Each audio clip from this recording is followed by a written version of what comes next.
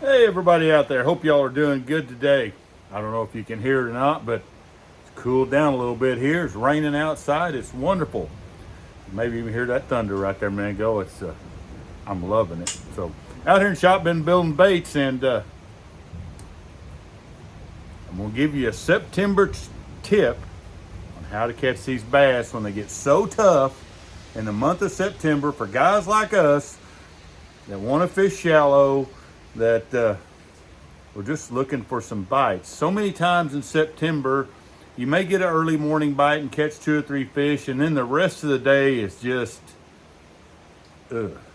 I mean, you just need to get a couple bites. That's all you need. A couple keepers to go with what you caught in the morning on your buzz bait or something like that. And I got that for you today. And that's an old school worm.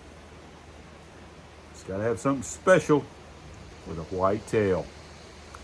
You see, in September, fish start to scatter, and what you notice, I was out this morning, there are shad everywhere. And most of them are about that big. This year's spawn of shad, and there's millions of them everywhere, and you've got to mimic that bait. And this is the bait I like to use for it. It's an old school 4-inch ringworm with a white tail. One other bait I use a lot, and this is an old 7-inch worm with a powder blue tail, which is very similar. I use it the same way, but the main one over the years has been this bait right here. Black with a white tail, black neon with a white tail, black silver, as long as it's black with a white tail. For a while, I couldn't find any of these ringworms, and I would go buy a Zoom finesse worm, buy a package of white, just standard old curly tail grubs, and I'd melt the tail onto that worm, and that's what I would use. Now, the way I fish this bait is it's a bait you flip with. It's not something you cast. This is for ultra shallow water flipping. And what you run into in September, a lot of lakes are low. Now, all of a sudden, you don't have lots of cover, but you begin to have in the backs of these creeks or in your river arms, scattered wood along the shoreline or in the creek arms. It's in a few feet of water, and these fish are using that wood this time of year, but they're not going to get after something big and massive up in the day. They may hit a buzzbait in the morning and things like that in the evening, but up in the day when the sun's high, you can take this bait and begin to flip that wood cover and just pick it apart. Now, I'm not saying you're just going to go out there and just wear them out. I'm not saying that. But I'm saying you're going to get those key bites you need during the day. I don't know how many times this bait right here has gotten me 1 or 2 bites during the day when it was tough. Like, you can't get a bite anywhere on this bait. And it's just picking apart that wood. I just get in a creek arm and I go slow and I pick it apart, multiple flips to the same thing over and over and over again to finally entice one of those bass that's hanging out underneath that stick or log or even an old rock and anything that's in the water that could hold them there, create a little bit of shade that they can hang out around in 2 feet or less. I choose to fish this bait on, I usually like a 7.5 foot heavy rod, 20 to 25 pound either fluorocarbon or monofilament. I use both lots of times anymore. Either one's going to work fine for you, I think.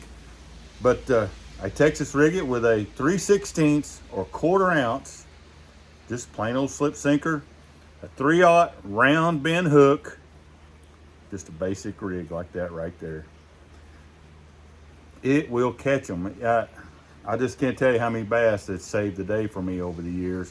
And what I think happens is lots of time water gets kind of weird looking, and I don't think they really key on to the black, but they see that little white tail and they think it's one of those little shad, and they just can't pass it up, and they engulf the whole thing.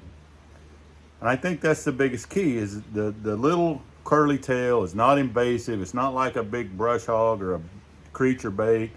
They just see that little flicker of that white tail and they get it.